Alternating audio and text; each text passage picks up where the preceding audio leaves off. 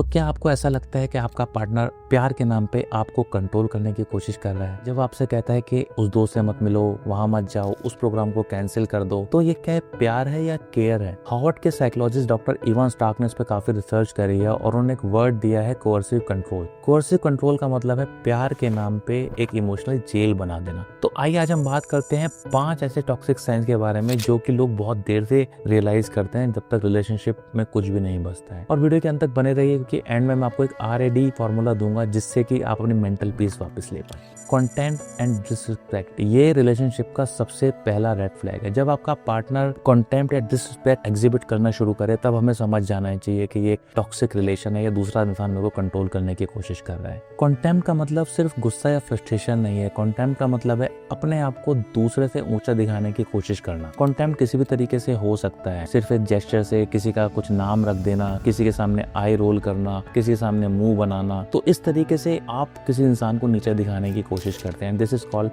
Contempt. किसी भी relation के अंदर जो रिस्पेक्ट होती है वो उसका बेसलाइन होती है, बट जो इस तरह के टॉक्सिक पार्टनर होते हैं वो हमेशा दूसरे को नीचे दिखाने की कोशिश करते रहते हैं। तो छोटी छोटी बातों में भी ऐसे बोलेंगे कि यार तुम्हें तो बिल्कुल अकल नहीं है, तुम्हें तो ये भी नहीं आता, तुम्हें तो ये छोटी चीज नहीं पता, तुम हमेशा ऐसे करते हो। तो इस तरह की जो सारी बातें होती हैं उसमें पता लगता है कि एक जो पार्टनर है ना वो मैनिपुलेशन करने की कोशिश कर रहा है और वो इस तरीके से आपके ऊपर कंट्रोल करने की कोशिश कर रहा है। एक हेल्दी रिलेशनशिप के अंदर रिस्पेक्ट एक बेस लाइन है, इवन झगड़े के वक्त भी। तो अगर कोई भी पार्टनर किसी भी समय एक दूसरे को नीचे दिखाने की कोशिश कर रहा है then it's not a healthy relationship. और relationship expert doctor John Gottman ये बोलते हैं कि जो कंटेम्प्ट है ये डिवोर्स और रिलेशनशिप फेलियर का सबसे पहला रेड फ्लैग है।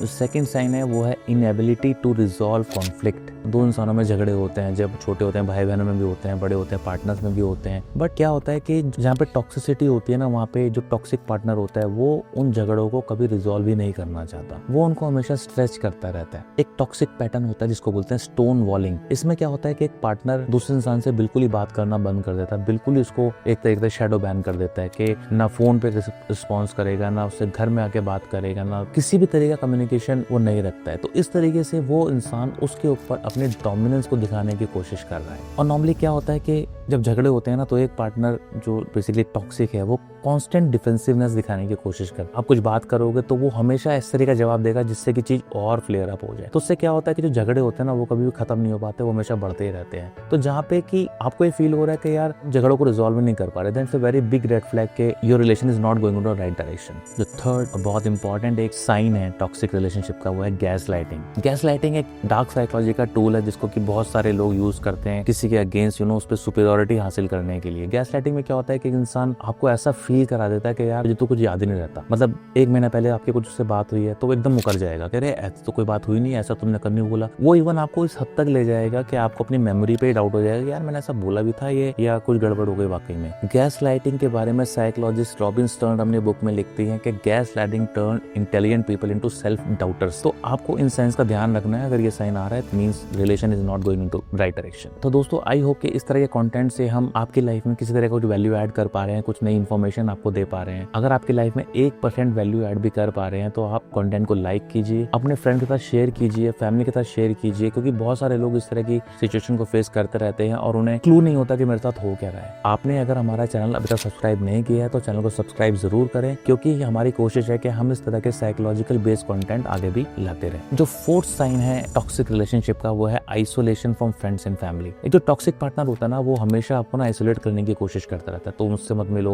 तुम मुझसे बात मत करो। इवन कि मैंने तो कुछ रिलेशन में देखा है कि इवन आफ्टर मैरिज पार्टनर होता है वो अपने पार्टनर को अपनी इमीडिएट फैमिली से अलग करने की कोशिश करता रहता है। इस तरह की टॉक्सिसिटी जो होती है ना उस पर आपको बहुत ज्यादा डिस्कस करने की जरूरत है। और आपको शुरू से आप इन चीजों को नहीं समझेंगे तो एक टाइम ऐसा आएगा जब वो टॉक्सिक पार्टनर आपकी लाइफ में सारे रंग को खत्म कर देगा। वो धीरे धीरे करके आपको हर चीज से दूर कर देगा, सिर्फ उन्हीं चीजों को पास रखेगा जिसको वो पसंद करता है। Fifth sign last but not the least, fear of saying no. तो अगर आपको अपने पार्टनर के सामने नो बोलने में डर लगता है तो एक बहुत बड़ा रेड फ्लैग है कि आपका पार्टनर आपको कंट्रोल करने की कोशिश कर रहा है। क्योंकि जैसे हमने पहले बात करी है, रिलेशनशिप के अंदर जो रिस्पेक्ट होती है वो सबसे बड़ी होती है, वो बेसलाइन होती है। तो अगर आपको कोई चीज ठीक नहीं लगती तब भी आप नो बोलने में डर रहे हैं तो उसका मतलब सामने वाला आपको मैनिपुलेट करने की कोशिश कर रहा है। अगर आपके रिलेशनशिप में ये एक फियर है नो बोलने का तो यू नीड टू थिंक के boss am I going into a right direction. तो दोस्तों अभी तक हमने बात करी 5 ऐसे साइन के बारे में जिससे क्लियर पता चल जाता है कि रिलेशनशिप नॉर्मल है या टॉक्सिक। अब मैं आपको 3 पॉइंट फ्रेमवर्क देता हूँ, RAD R is for recognise. सबसे पहले आप जो हमने बात करी उससे रिकॉग्नाइज कीजिए कि क्या इस तरह के पैटर्न मेरे रिलेशनशिप में भी आ रहे हैं। A is for acknowledge. अगर आ रहे हैं तो एक्नॉलेज कि हाँ यार ऐसा हो रहा है, मुझे कुछ करने की जरूरत है। And third D is for detach. अगर आपको वाकई में लग रहा है कि रिलेशनशिप में टॉक्सिसिटी बहुत बढ़ रही है या बहुत बढ़ गई है, तो आपको अपनी बाउंड्री सेट करनी पड़ेंगी। हम ऐसा नहीं सोच सकते यार कि चलो यार सब ठीक है, क्योंकि लाइफ तो एक ही मिली है। अब इस लाइफ में इस तरह के रिलेशनशिप के साथ हम चलते रहेंगे तो शायद हम कभी खुश रह पाएंगे। होप कि आज के इस कंटेंट से हमने कुछ लाइफ में कुछ नई चीज सीखी जिससे हम रिलेशनशिप को इम्प्रूव कर सकते हैं। और आपने हमारा कंटेंट यहाँ तक देखा उसके लिए बहुत बहुत धन्यवाद। मिलते हैं अगले इसी तरह के इंटरेस्टिंग कंटेंट में।